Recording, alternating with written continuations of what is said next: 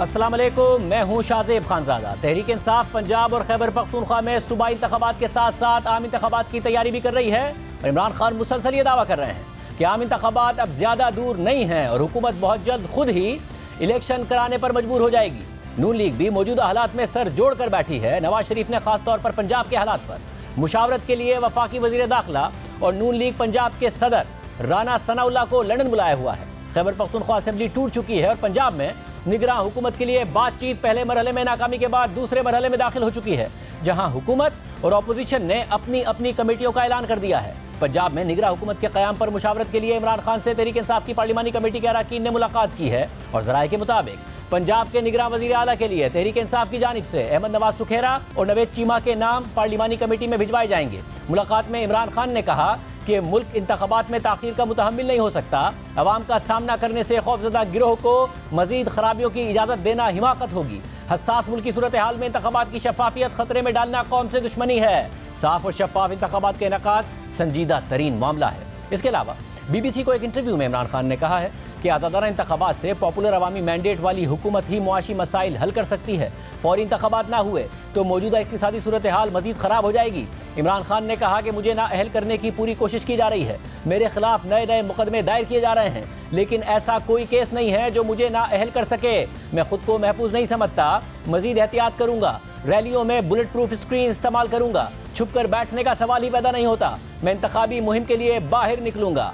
तहरीक इंसाफ हर तरफ से वफाकी हुकूमत खासतौर पर नून लीग पर दबाव बढ़ा रही है और इसके साथ साथ बढ़ती हुई महंगाई और तबाहाल मईशत ने भी नून लीग को इंतहाई मुश्किल सियासी इम्तिहान में डाल दिया है। ज़राए के मुताबिक मरियम नवाज 27 जनवरी को पाकिस्तान पहुंच रही हैं। ताहम जब आज लंदन में सहाफ़ियों ने मरियम नवाज से वतन वापसी से मुतालिक पूछा तो उन्होंने पाकिस्तान वापसी की हतमी तारीख बताने से गुरेज करते हुए कहा कि जब कन्फर्म होगा तब बताऊंगी। मरियम साहब आपकी वापसी के हवाले से 25 और 29 की डेट चल रही है, कुछ बताएंगे इस हवाले से?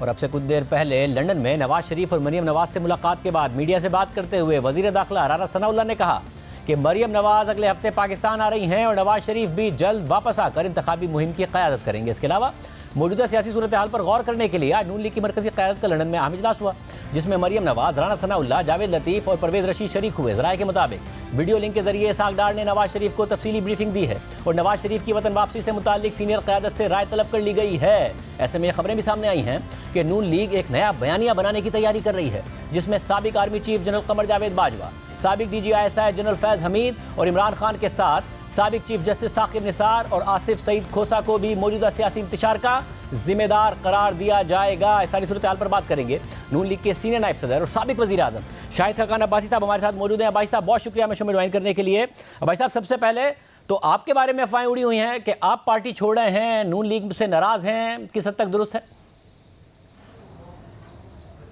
नहीं, मैंने भी सुना है जी, कुछ नियो न्यूज़ उर्दू ने कोई मैसेज डाला है या ट्वीट किया है किसी ने, मुझे किसी ऐसी बात का इल्म नहीं है।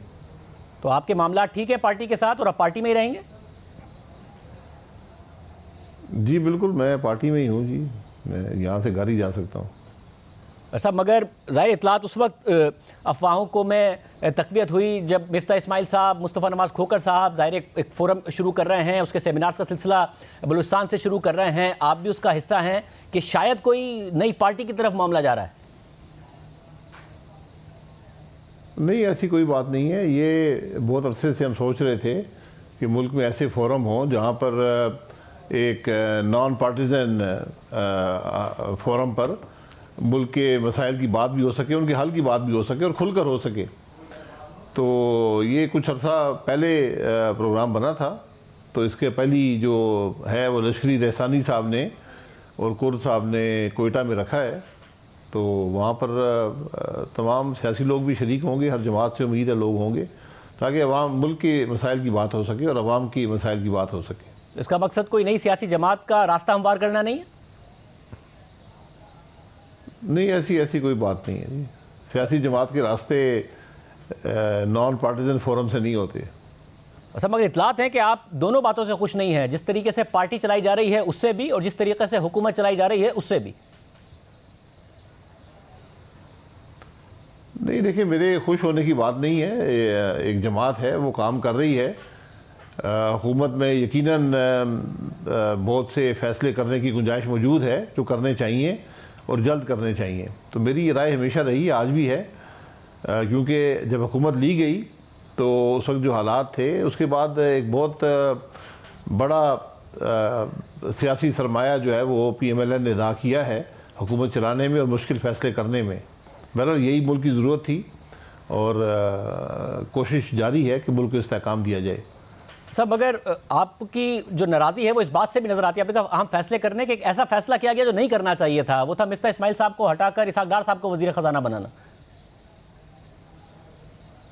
नहीं, मेरी कोई नाराज़गी नहीं है। वज़ीर जो होते हैं वो वज़ीर-ए-आज़म की सवाबदीद पे काम करते हैं, जिसे कहते हैं कि उनके प्लेजर पर काम करते हैं। तो वज़ीर-ए-आज़म साहब ने समझा कि अब मिफ्ता इस्माइल साहब ने रिव्यू मुकम्मल कर लिए हैं और अब जो डार साहब का तजर्बा है उसको इस्तेमाल किया जाए।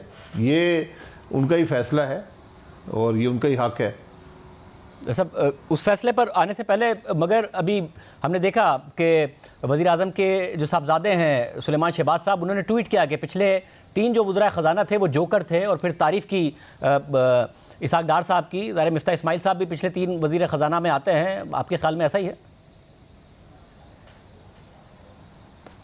देखिए, मैंने वो ट्वीट किसी ने भेजा था मुझे, अगर वो सुलेमान साहब ने किया है तो ये मुनासिब बात नहीं है, क्योंकि अगर उनकी तनकीद अपनी हुकूमत पर है तो वो और गैर मुनासिब बात बनती है। ये आप पॉलिसी पर तनकीद कर सकते हैं, लेकिन किसी फाइनेंस मिनिस्टर को जोकर कहना ये मुनासिब बात नहीं है, चाहे वो किसी जमात का भी हो।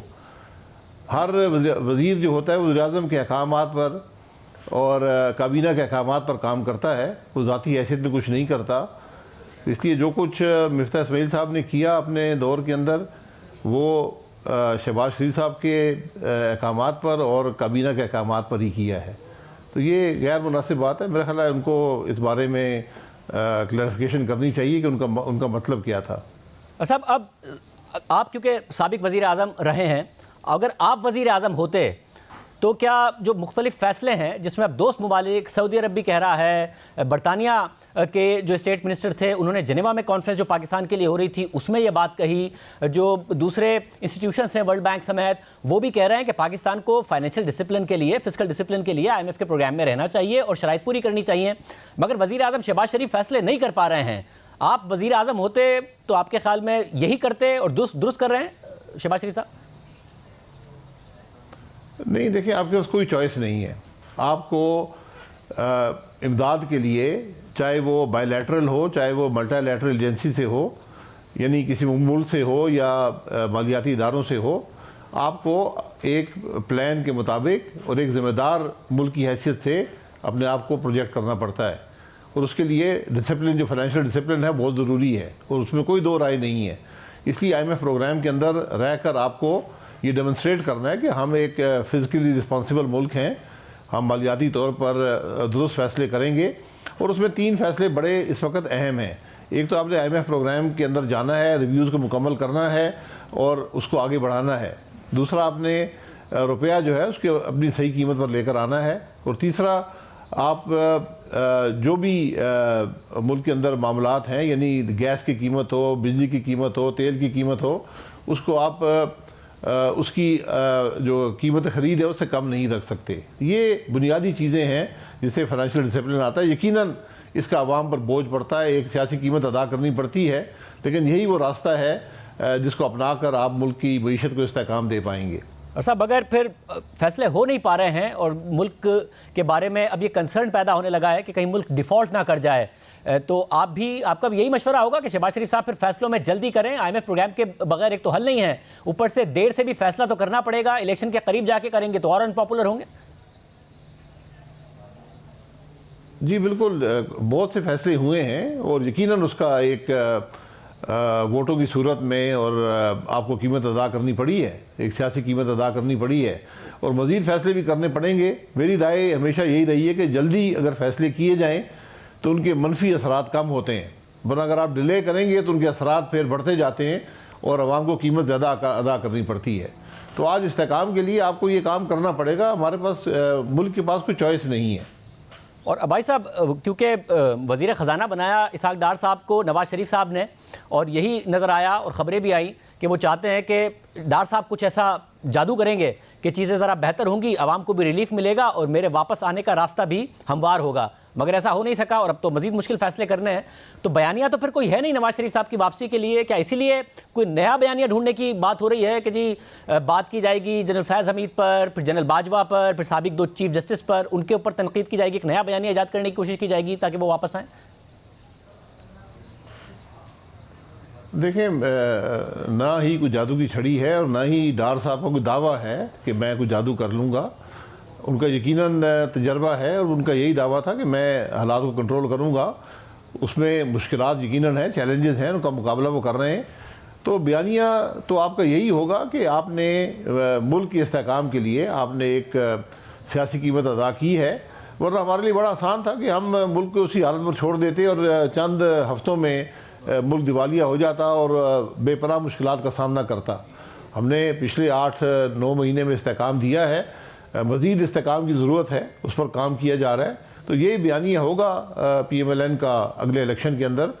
ये क़यास आराई है जिसका आपने जिक्र किया है, कम से कम मुझे ऐसी बात का इल्म नहीं है, लेकिन यकीनन जो कुछ मुल्क के अंदर हुआ है वो अवाम के सामने रखना पड़ेगा कि मुल्क में क्या किया गया, कैसे हालात तब्दील किए गए, कैसे पॉलिटिकल डिस्टेबलाइजेशन हुई, कैसे हुकूमतों को हटाया गया, हुकूमतों को तोड़ा गया, इलेक्शन चोरी हुए।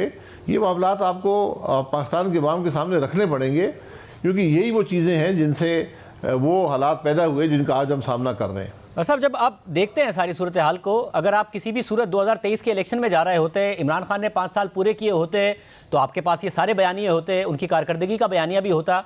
अब तो इमरान खान उल्टा बयानिया बना रहे हैं कि उनकी हुकूमत को जनरल बाजवा ने आप लोगों के साथ मिल के हटाया था और आप लोगों ने 8-9 महीने में मईशत का बहुत बुरा हाल कर दिया है। ज़ाहिर है जो आप लोगों को मईशत मिली, 4.25 साल इमरान खान साहब की कारकर्दगी थी, 3 फाइनेंस मिनिस्टर बदले, बहुत बुरी कारकर्दगी थी, बहुत बुरे माशी हालात थे, मगर कोई अच्छे हालात तो आपने भी नहीं किए हैं। तो आप लोगों ने तो बयानिया उनके हाथ में दे दिया है। अब आप सोचते हैं कि नो कॉन्फिडेंस करके ना हटाते तो बेहतर था? देखिए, ये आदमी बहुत सी बातें सोच सकता है, लेकिन हकीकत ये थी कि उस वक्त जो मुल्क के हालात थे, आपके पास कोई और चॉइस नहीं थी। जहाँ पर इमरान खान ने हालात को पहुँचा दिया था, मुल्क चंद हफ्तों में दिवालिया हो जाता। तो ये जो कोलिशन पार्टनर्स हैं, इन सब ने कीमत अदा की है। आप उस फैसले को दुरुस्त समझें या ना समझें, लेकिन ये मुमकिन नहीं था कि इमरान खान जो है वो 2023 के इलेक्शन तक जाता। वो चंद हफ्तों में मुल्क जो है वो दिवालिया हो जाता और आप बेपनाह मुश्किलात के शिकार होते। हम आज उन्हीं मामलात को दुरुस्त करने की कोशिश कर रहे हैं। उसमें सियासी सरमाया भी खर्च होगा और यकीनन अवाम पर बोझ भी पड़ेगा। इस्तेकाम आने से पहले यकीनन बोझ पड़ेगा। और सब, मगर आप के टाइम पूरा कर पाएंगे? इमरान खान साहब का एक एतमाद है, 2 असेंबलियां तहलील कर दी हैं उन्होंने कि 15 दिन की मेहमान है ये हुकूमत और जनरल इलेक्शन पूरे मुल्क में अप्रैल में एक साथ ही होंगे। ऐसा नहीं हो रहा होगा कि सिर्फ खैबर पख्तूनख्वा और पंजाब में हो रहे होंगे। देखिए, वो सियासत खेलना चाहते हैं। आज मुल्क की ज़रूरियात कुछ और हैं। तो अगर आप आज मुल्क के हालात को देखें तो सियासत का मुल्क मुतहम्मल नहीं हो सकता। आज आपको स्टेबिलिटी चाहिए और हुकूमत अपना वक्त पूरा करे, उसके बाद अगली हुकूमत को दे। आप किसी तरह भी वफाक में 3 महीने की इंटरिम गवर्नमेंट के मुतहम्मल नहीं हो सकते। मगर फिर सूबों में 3 महीने की इंटरिम गवर्नमेंट हो, अप्रैल में इलेक्शन हो, उससे पहले आप मुश्किल फैसले कैसे करेंगे? जब आपको पंजाब में इलेक्शन लड़ना होगा तो क्या आप पंजाब में केयरटेकर सेटअप प्रोलॉन्ग करेंगे? नहीं, इलेक्शन होते रहेंगे। इलेक्शन अपना एक तरीका है। इलेक्शन पंजाब में भी हो जाएंगे, KP में भी हो जाएंगे, अगर कोई और सूबा तहलील होता है उसमें भी हो जाएंगे। ये एक अच्छी रवायत होगी कि ये जो ब्लैकमेल करने की कोशिश की जाती है कि मैं जी सूबा तोड़ दूंगा तो आप वफाक तोड़ें, ये सौदेबाजी जो है, इससे एक दफ़ा आपकी जान छूट जाए तो बेहतर है। सब, मगर जान छूटेगी कैसे? तो जाहिर है आइन में भी कोई इस बात की प्रोविज़न है नहीं कि केयरटेकर सेटअप प्रोलॉन्ग करे। आप भी कह रहे हैं ऐसा नहीं होना चाहिए, वक्त पर इंतखाबात होने चाहिए। मगर इमरान खान साहब तो पंजाब और खैबर पख्तूनख्वा का भी वही नतीजा मानेंगे जो उनके हक़ में आएगा। नहीं आएगा तो वो नहीं मानेंगे, और अगर उनके हक़ में आ गया तो जो वफाक के इलेक्शन हो रहे होंगे वो अगर उनकी पंजाब हुकूमत में होंगे तो आप नहीं मानेंगे, आपकी पंजाब हुकूमत में होंगे तो वो नहीं मानेंगे। तो इससे स्टेबिलिटी कैसे आएगी? तो ये तो हम और अदम इस्तेहकामी की तरफ जा रहे हैं। जी, इसीलिए आज ज़रूरत ज़िम्मेदारी की है। तमाम सियासी जो पॉलिटिकल लीडरशिप है, जो मिलिट्री लीडरशिप है, जो जुडिशल लीडरशिप है, आज मुल्क के हालात को देखकर अपने उसमें रोल अदा करें और ये कम से कम इस बात को सामने रखें कि हमें मुल्क की मईशत को इस्तेहकाम देना है और हमारा कोई ऐसा अमल ना हो जिससे मईशत पर हर्फ आए। तो जो इमरान खान की सियासत है वो तो बिल्कुल एक डिस्टेबलाइजेशन की सियासत पिछले 8 महीने में रही है। उससे पहले भी जो सियासत थी वो एक मनफी सियासत थी। तो वो सोच लें इन मामलात को, क्योंकि लोग अब इन चीज़ों को समझते हैं, उनको ज़्यादा बर्दाश्त नहीं करेंगे। मुझे ये बताएगा कि फिर पंजाब में इलेक्शन हो तो नवाज शरीफ के बगैर आप जीत पाएंगे और नवाज शरीफ साहब भी आके कुछ कर पाएंगे? उनका आना लाजमी है आपके ख्याल में? जी बिल्कुल, उनके आने से बहुत फ़र्क पड़ेगा, क्योंकि लोग आज भी मुस्लिम लीग को उनके नाम से, उनकी शख्सियत से जानते हैं। तो मुझे उम्मीद है कि वो इस काबिल होंगे कि आके इलेक्शन कैंपेन में हिस्सा ले सकेंगे। तो अभी तक क्यों नहीं आ रहे हैं? मरीम नवाज साहब आ रही हैं, अगर मरीम नवाज साहब वापस आ भी जाएं तो आपके ख्याल में वो इम्पैक्ट पड़ेगा जो कि नवाज शरीफ साहब की वापसी से होगा? नहीं, यकीनन मियाँ नवाज शरीफ साहब का अपना एक मुकाम है सियासत में, तो उनका होना यकीनन बहुत ही मुस्बत होगा PMLN के लिए। और मुझे उम्मीद है कि उनके डॉक्टर वो मिलकर फैसला कर पाएंगे कि वापस आएँ और इलेक्शन कैंपेन में हिस्सा लें। और साहब अब ज़ाहिर डॉक्टर्स का मामला क्या रह गया है? वो मुख्तलिफ दूसरे ममालिक में जा चुके हैं, जेनेवा भी गए, यूरोप के ट्रिप पर भी चले गए, पाकिस्तान वापस नहीं आ रहे हैं। हुकूमत भी अपनी है, अब तो ना ये कह सकते हैं कि मुझे विक्टिमाइज़ किया जाएगा, ना कोई दूसरा इल्ज़ाम लगा सकते हैं। नहीं, इलाज की बात है। अभी जहाँ तक मुझे इल्म है 2 प्रोसीजर्स अभी भी बाकी हैं।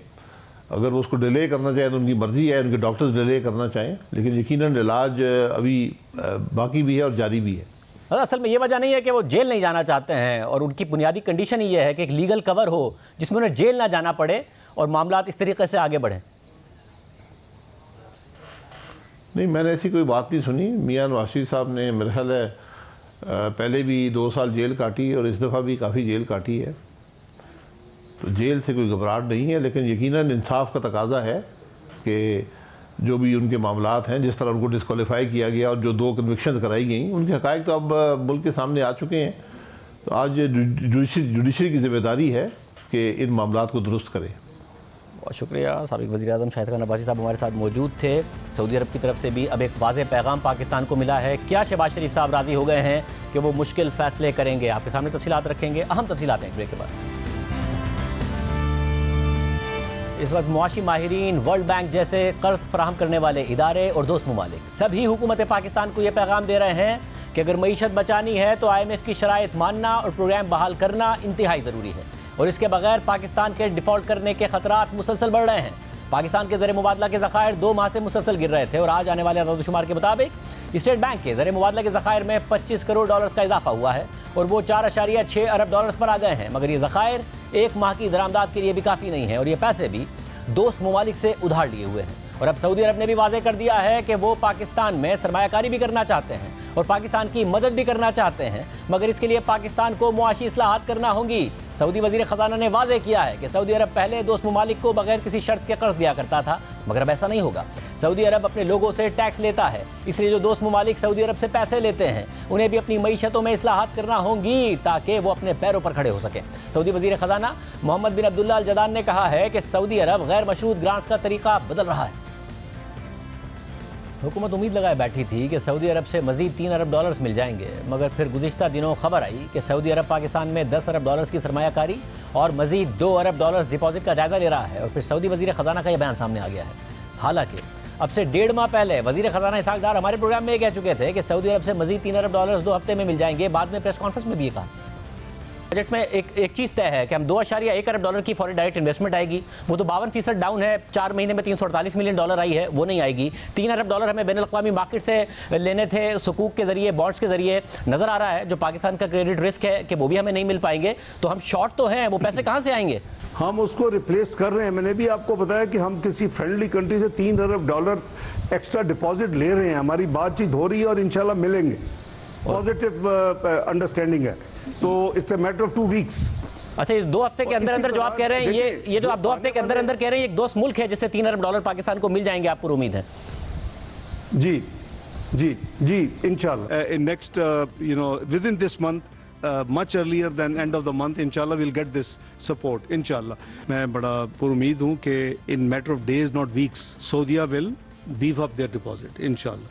इससे पहले जिनीवा में जब पाकिस्तान की सैलाब से तबाहकारियों के बाद इमदाद के लिए डोनर्स कॉन्फ्रेंस हुई तो बरतानिया के वजीर मुमलकत एंड्रयू मिचेल ने पाकिस्तान को मशवरा दिया कि वो मुआशी रिफॉर्म्स करे और IMF से तय की गई शराइत पूरी करे ताकि पाकिस्तान के पार्टनर्स और सरमायाकारों में एतमाद बहाल हो। अगर पाकिस्तान में टैक्स देने वाले अपना किरदार अदा करें तो हम सब के लिए पाकिस्तान की मदद करना आसान होगा। पाकिस्तान में मुआशी सूरत हाल ख़राब से ख़राब तर होती जा रही है। इंटरबैंक में डॉलर 229 का है मगर ओपन मार्केट में इनफॉर्मल रेट 260 रुपए का है, जिसकी वजह से भी तरसीलातें ज़र गिर रही हैं, बरामदात गिर रही हैं। दूसरी तरफ दरामदात पर सख्तियों की वजह से इंपोर्टर्स की LCs नहीं खुल रही हैं, वो एहतजाज कर रहे हैं। कल गवर्नर स्टेट बैंक को भी Karachi chamber of commerce and industries और FPCCI में सख्त सवालात और तनकीद का सामना करना पड़ा ताजिरों की तरफ से। ये कराची की ट्रेड एंड इंडस्ट्री की चाबियां हैं। मैं गुजारिश करूंगा कि ट्रेड और इंडस्ट्री आप चला लो, हमारे बस की बात नहीं।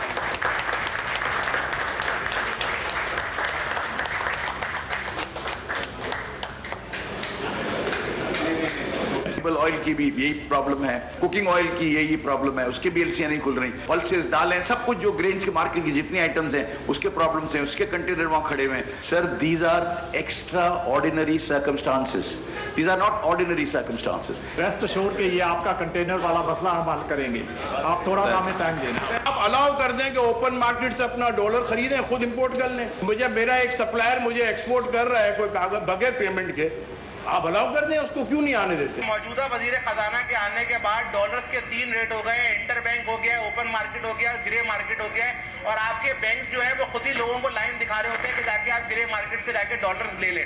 ये बिल्कुल आपके सारे जो ये क्वेश्चंस हैं जो बैंक से रिलेटेड है, ये मैं आपको 23 में जवाब दूंगा।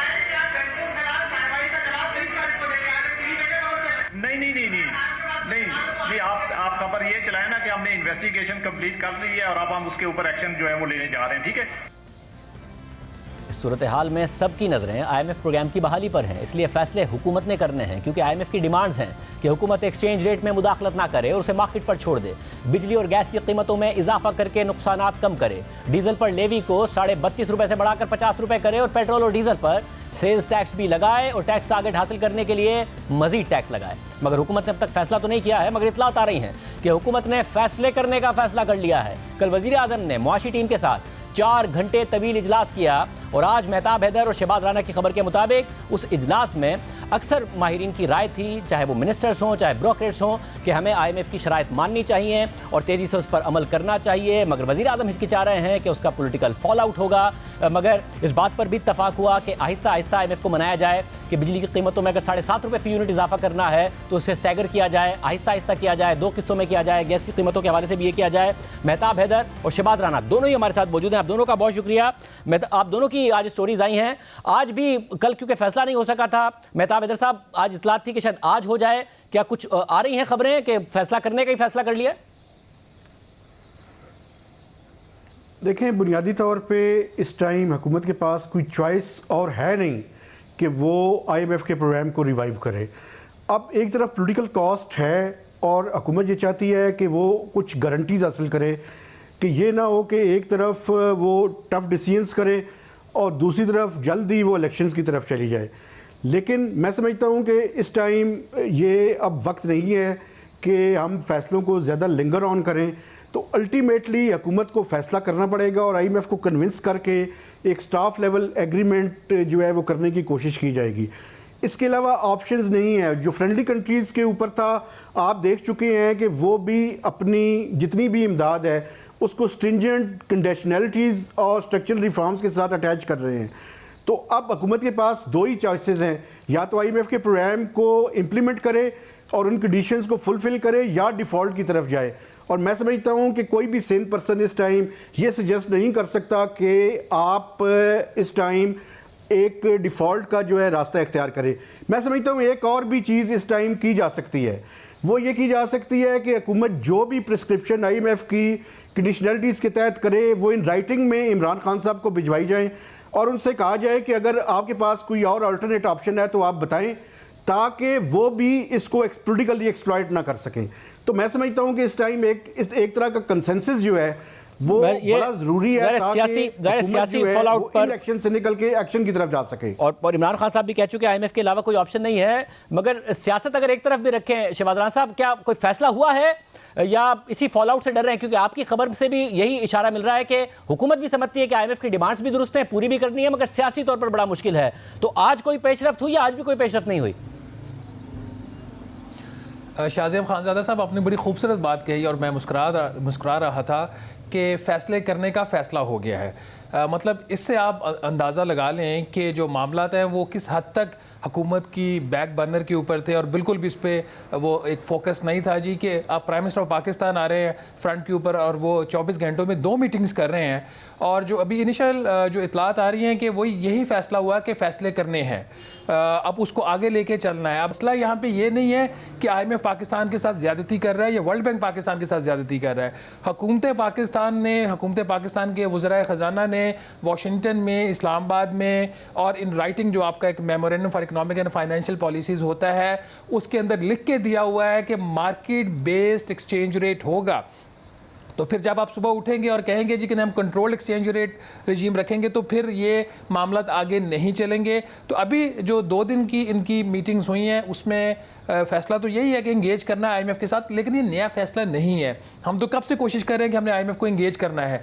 अब आगे जो बात है, आगे मामला कैसे चलेगा, क्या IMF मान जाएगा कि वाकई ये पाकिस्तान के हालात बहुत पतले हैं। एक चीज़ जो यहाँ पे क्लियर करने की ज़रूरत है ना कि देखें, या हुकूमत को ऐसा नहीं कि पता नहीं, हम जब मीडिया के लोग रिपोर्ट कर रहे होते हैं और हम सिग्नल पिक करके या सोर्स इन्फॉर्मेशन से बता रहे होते हैं कि चाइना, सऊदी अरब, UAE वो जो है वो सारे IMF की तरफ देख रहे हैं क्योंकि हमने बहुत डिसिप्लिन तरीके से बिहेव किया है। तो अब वो चीज़ें ऑन द रिकॉर्ड आ रही हैं। आपने एंड्रयू मिशेल की स्टेटमेंट का जिक्र किया, आपने सऊदी अरब के वज़ीर ख़जाना की स्टेटमेंट का जिक्र किया। तो ये बड़ी एक एम्बैरेसिंग चीज़ होती है एक मुल्क के लिए कि वो जो ममालिक जिनसे हम मांगते हैं वो पब्लिकली आगे ये बात कहना शुरू हो जाएं कि नहीं, अपने जो घर है उसको ठीक करो। तो लेट्स होप कि अगर इन्होंने ये फैसला किया कि उन्होंने फैसले करने हैं तो फिर ये वो फैसला ना हो कि जो पिछले 4 माह से इंप्लीमेंट नहीं हो रहा है। ये वो फैसला हो जिसमें जो तमाम चीज़ें हैं वो स्विफ्टली इंप्लीमेंट हो जाएं। रिजर्व्स 4.6 अरब डॉलर का जो फिगर है ये पिछले हफ्ते का है, ये दोबारा रिजर्व जो है वो 4.4 अरब डॉलर पे जाके एक दफ़ा फिर गिरा है। होपफुली जब अगला नंबर आए तो हो सकता है ये बेहतर हो जाए। बट इस वक्त जो सिचुएशन है शाहज़ेब खानज़ादा साहब, वो कोई इतनी पॉजिटिव नहीं है। ये ज़रूर है कि एक रियलाइजेशन हुई है कि हाँ अब जो है वो आगे हमारे पास रास्ता नहीं है। लेकिन कुछ लोग अभी भी अपने माजी जो है उनका एक शानदार माजी रहा है उसमें अभी तक फंसे हुए, वो शायद अभी बहुत स्पीड से आगे जाने की पोजीशन में नहीं है या आगे जाना स्पीड से नहीं चाहते। मगर इसमें मेहता साहब, जो वज़ारत ख़जाना के ज़राए आपके बताते हैं वो ये कि वज़ीर ख़जाना की वजह से मामला रुके हुए हैं या असल में वज़ीर आज़म की वजह से? और ज़ाहिर है वज़ीर आज़म अपना इनपुट लेते हैं नवाज शरीफ साहब से, उनकी वजह से मामला रुके हुए हैं। क्योंकि इस वक्त अगर बात करें हुकूमती वज़रा से तो वो ऑफ द रिकॉर्ड सारे इस बात का पर उनका कंसेंसस है कि जी हम तो डिफ़ॉल्ट कर जाएंगे अगर IMF के पास नहीं जाएंगे। और शहबाज राना दुरुस्त कह रहे हैं कि पहले प्राइवेटली कहते होंगे हमारे दोस्त ममालिक, अब पब्लिकली कह रहे हैं। इसका मतलब है कि वो खुद बेजार आ गए हैं। तो रोका किसने हुआ है मामला सारा? देखिए, इस टाइम आप एक तरफ देखें ना, अगर इस टाइम हुकूमत सारे डिसीजंस करती है और टफ डिसीजंस हैं, वो आपको एडिशनल टैक्सेस लगाने हैं, आपको बिजली की कीमत बढ़ानी है, आपको गैस की कीमत बढ़ानी है, आपको इस टाइम अगर एक्सचेंज रेट को डिप्रिशिएट करना है तो उसके नतीजे में भी इन्फ्लेशनरी प्रेशर्स आएंगे। तो ये सारे टफ डिसीजंस हैं। दूसरी तरफ इमरान खान साहब हैं, वो पंजाब की असम्बली और KP की असम्बली जो है वो डिज़ोल्व कर चुके हैं। तो 2 सूबाई असम्बलियों के अगर इलेक्शंस होने हैं तो आप ये देख लें कि जो मुस्लिम लीग नून है, जो जिसकी पावर बेस पंजाब है, उसको कितनी मुश्किल होगी वो इलेक्शन लड़ने में। तो ये एक उनके लिए एक डायलेमा है कि एक तरफ तो उन्होंने रियासत को बचाना है लेकिन दूसरी तरफ पॉलिटिकल स्टेक्स भी उनके हैं। तो बुनियादी तौर पे उनको ये फैसला करना है कि क्या उन्होंने अगर हुकूमत ली है तो वो रियासत को बचाने के लिए जितने रिक्वायर्ड इकदाम हैं वो करें। आप ये देखें कि इस टाइम, कल आपने अभी थोड़ी देर पहले सुनाया कि गवर्नर स्टेट बैंक के सामने लोगों ने अपनी चाबियां जो है वो उनके हवाले करने की कोशिश की और लोग रो पड़े उस मीटिंग के दौरान। चूँकि उसकी वजह ये 11,000 LCs जो है वो रुकी हुई हैं, कोई 5,700 के लगभग कंटेनर्स जो हैं वो स्टक अप हैं। इस मुल्क में शॉर्टेजेस का ख़तरा है। अगर फूड शॉर्टेजेस और POL की शॉर्टेजेस हो जाती हैं तो उसको संभालना किस हद तक मुश्किल हो जाएगा। मैं समझता हूँ कि ये पॉलिटिकल फॉल आउट तो है ही, लेकिन पॉलिटिकल फॉल आउट के साथ साथ इस टाइम रियासत को बचाने की जो है वो इनको बात करनी चाहिए। और बुनियादी तौर पे देखें, IMF के प्रोग्राम की रिवाइवल के बाद ये नहीं होगा कि सब चीज़ें ठीक हो जाएंगी, लेकिन शॉर्ट टर्म में इसके अलावा कोई ऑप्शन नहीं है। उसके बाद हमें medium to long term non debt creating inflows की तरफ जाना पड़ेगा। बिल्कुल ठीक है, अपनी इकोनॉमी के बुनियादी रिफॉर्म्स करनी पड़ेंगी। ये बड़ी अहम बात है कि जो है वो स्टेटस क्वो से नहीं चलाई जा सकती। इस वक्त सूरत हाल ये हो गई है कि सिर्फ करंट अकाउंट डेफिसिट कर्टेल करके या फिर IMF के प्रोग्राम बहाल करा के लॉन्ग टर्म में काम नहीं चल सकता है। बिल्कुल दुरुस्त कह रहे हैं, डेट रीपेमेंट के बड़े मसाइल हैं। शहबाज, आप बताइएगा कि इसमें सारी जिम्मेदारी वजीर खजाना पर डाल दें या ये तो एक फिर हुकूमती फैसला है, क्योंकि पॉलिटिकल फॉल आउट आना है, आगे पंजाब का इलेक्शन है, फिर ये डर है कि हमारी हुकूमत ना चली जाए, तो ये एक बड़े स्केल पर हुकूमत खुद नहीं फैसले कर पा रही है, वजीर आजम की जिम्मेदारी है। देखिए शाहजेब साहब, वज़ीर आज़म शहबाज शरीफ साहब जो इकनॉमिक शिप है उसके कैप्टन उस वक्त तक थे जब तक वज़ीर ख़जाना जो थे वो मिफ्ता इस्माइल थे। जब से इसहाक डार साहब आए हैं एज अ वज़ीर ख़जाना, तो जो शिप के कप्तान हैं वो इसहाक डार साहब हैं। अभी भी जितने भी फ़ैसले हो रहे हैं वो इसहाक डार साहब की मर्ज़ी से और उनकी हतमी मंजूरी से हो रहे हैं। इवन के जो मेरे ज़राए बता रहे हैं, वाशिंगटन में जब एक मीटिंग हुई इंटरनेशनल फाइनेंशियल इंस्टीट्यूशंस के साथ, तो वहाँ पे किसी चीज़ का तस्करा हुआ तो प्राइम मिनिस्टर ने डार साहब की तरफ इशारा किया कि डार साहब इस चीज़ को देखेंगे। तो ये जो रिस्पॉन्सिबिलिटी है वो डार साहब की है और उनकी माशाल्लाह जो मजबूत पोजीशन है पार्टी के अंदर वो सबके सामने है। पहले ऐसा होता था कि प्राइम मिनिस्टर साहब जो हैं वो डेली बेसिस के ऊपर मिफ्ता इस्माइल साहब को बुलाते थे, उनसे बात करते थे, उनसे जो डिसएग्रीमेंट होता था उस पर एक दूसरे को ये लोग कन्विंस करने की भी कोशिश करते थे। अब जो सारी चीज़ें हैं वो डार साहब के ऊपर छोड़ी गई हैं। और जब डार साहब पाकिस्तान आए थे तो वहाँ पे उनकी यही थी कि मैं अपनी टीम खुद बनाऊंगा और अपने फैसले खुद करूंगा। ये आप एक चीज़ और नोट करें कि कोई भी जो सीनियर वफाकी वज़ीर है वो शायद उस तरह पब्लिकली आके जो ये हुकूमत की इकनॉमिक पॉलिसीज़ है उसके ऊपर कोई क्रिटिकल पोजीशन नहीं लेता। आपने सही फरमाया, प्राइवेटली सारे ये बात करते हैं कि नहीं मामला आगे चलने चाहिए। अब डार साहब की एक जो है बहुत स्ट्रॉन्ग पोजीशन एक जो है एक्सचेंज रेट के ऊपर रही है और उनका एक अपना पर्सपेक्टिव है कि डॉलर की जो एप्रिसिएशन और रुपए की कदर में कमी से कोई बरामदात में कोई फ़र्क नहीं पड़ा। इसको सिर्फ मेरे ख्याल में एक्सचेंज रेट के कॉन्टेक्स्ट में नहीं देखना चाहिए, इसको इस कॉन्टेक्स्ट में देखना चाहिए कि हमने जिस तरीके से जो डोमेस्टिक हमारे इंडस्ट्रियलिस्ट हैं, सनतकार हैं, उनको over a period of time इतनी आपने प्रोटेक्शन दे दी हैं कि मतलब वो क्यों आपकी एक्सपोर्ट्स करेंगे। वो आपसे सस्ती बिजली ले रहे हैं, सब्सिडाइज गैस ले रहे हैं और आदि जो अपना जो माल बनाते हैं वो डोमेस्टिक मार्केट में भेज देते हैं at the name of the export. Subsidy जो है वो सारे माल के ऊपर ले रहे हैं। मैंने कल भी एक प्रोग्राम में ये बात की थी कि अगर आपने निज़ाम को ठीक करना है, अगर आपने ये जो एक्सचेंज रेट की डिबेट से बाहर निकलना है, तो ज़रा एक काम करके देखिए कि ये जो आपने एक्सपोर्ट्स के ऊपर सब्सिडीज़ आप देते हैं, जो बहुत सारे ममालिक देते हैं, वो आप उनके अकाउंट में डेबिट करें बजाय कि उनके बिजली के या गैस के मीटर्स के ऊपर करें, जिससे निज़ाम में बेहतरी आएगी। अब डार साहब ने भी अभी हतमी फैसले करें। जो चीज़ अब आगे जाके होगी वो जो फाइनल फ्रेमवर्क होगा उसका जो अप्रूवल है वो इसहाक डार साहब देंगे। कितना करना है कितना नहीं करना उसमें ज़्यादातर इनपुट डार साहब की और विद कंसल्टेशन ऑफ प्राइमरीली मियां नवाज शरीफ साहब के साथ मेरा ख्याल है ये होगा। बहुत शुक्रिया, आपने गुफ्तगू सुनी कि फ़ैसले करने का फ़ैसला अभी तक हुआ है नहीं हुआ है, हुकूमत ने अभी तक अनाउंस नहीं किया है, मगर बार बार ये कहा जा रहा है कि हम IMF का प्रोग्राम पूरा करेंगे। प्रोग्राम एक बार शामिल करते हैं। बल्दियाती इलेक्शंस को 4 दिन गुजरने के बाद भी ये वाज़ेह नहीं हो सका है कि मेयर कराची कौन होगा। एक ऐसी सूरत हाल बनी हुई है कि जिसमें किसी के पास भी सादा अक्सरियत नहीं है और अभी तक कोई अलायंस भी नहीं बन सका है। और आज पीपल्स पार्टी का वफ्द सईद गनी की सरबराही में जमात इस्लामी के दफ्तर इदारा नूर हक पहुंचा, हाफिज़ नईम से मुलाकात की, मगर कोई नतीजा नहीं निकला। इसके साथ साथ मुख्तलिफ यूसीज़ में रिकाउंटिंग का अमल भी जारी है, जिसके नतीजे में कुछ नताइज तब्दील भी हुए हैं, मगर हाफिज़ नईम और सईद गनी की मुलाकात की अंदरूनी तफसीलात सामने आई हैं। और ज़राए के मुताबिक हाफिज़ नईम ने जब शिकायत की कि ROs और DROs सिर्फ हुकूमत की हिदायत पर नताइज तब्दील कर रहे हैं, मेयर से पहले नताइज तब्दील किए जाने पर बात की जाए, तो सईद गनी ने दौरान मुलाकात फ़ोन करके रिकाउंटिंग की दरख्वास्तें रोकने की हिदायत कर दी। इस हवाले से बात करने के लिए हमारे साथ सईद गनी साहब मौजूद हैं। सईद गनी साहब बहुत शुक्रिया हमें शो में ज्वाइन करने के लिए। सईद गनी साहब, मेयर के मामले पर तो मामला नहीं तय पाया आपके, मगर ये रिकाउंटिंग इसके हवाले से क्या हुआ है, क्या पेशरफ्त हुई है? नहीं, एक तो पहली बात ये कि मेरा तो ये ख्याल ही नहीं कि मैं किसी को फ़ोन करके रुकाऊँ या कुछ करूँ, लेकिन उनका एतराज़ एक तो वो जो 6 चीज़ें पहले थी रहे उस पर कल CM साहब से उन्होंने बात की थी, लेकिन मीनवाइल इलेक्शन कमीशन ने उसका टेकअप कर लिया था मैटर, तो उस पर तो फर्दर हम कुछ करने की पोजीशन में नहीं थे। उसके अलावा हमें तो नहीं पता था, फिर जमात इस्लामी ने खुद ही बताया कि बहुत सारी एप्लीकेशन अभी भी रिकाउंटिंग की हैं तो हमने ये उनसे कहा कि हम अपने तमाम लोगों को ये कह देते हैं कि वो उसको फर्दर प्रेस नहीं करेंगे और आपकी तरफ से जो है वो भी उनको प्रेस ना करें। तो दोनों तरफ से नहीं होगा, वो भी नहीं रिकाउंटिंग के लिए आगे बढ़ेंगे, आप भी नहीं बढ़ेंगे, जो आपके हल्के हैं उनको वो मान रहे हैं, आप उनके मान रहे हैं। तो देखें, ये कैंडिडेट का राइट होता है कि अगर वो समझता है कि रिकाउंटिंग को फायदा हो सकता है तो जाते हैं लोग, लेकिन चूंकि वो एक माहौल अजीब सा हो रहा था तो हमने अपने पार्टी के दोस्तों को ये रिक्वेस्ट की कि भाई आपके जो भी एप्लीकेशन हैं बजाय इस लेवल पे उसको करने के आप इलेक्शन कमीशन में चले। तो आगे जाके फिर ये मामला आप लोगों का फिर क्यों नहीं सुलझा, आप लोगों के मामला क्यों नहीं तय पाए मेयर के हवाले से? आज जब हम गए थे ना तो हम कोई इसलिए नहीं गए थे कि हम उनसे मेयर मांग लें, हम तो मेयर दे के आ जाएं। बेसिकली तो जो एक माहौल में थोड़ी सी तलखी थी कि उनकी तरफ से कुछ एतराज़ात थे, उसको हम सॉर्ट आउट करना चाहते थे कि बैठ के चीज़ों को दुरुस्त करें ताकि आगे चलकर मजीद जो मामला तय होने आसानी से तय हो जाए।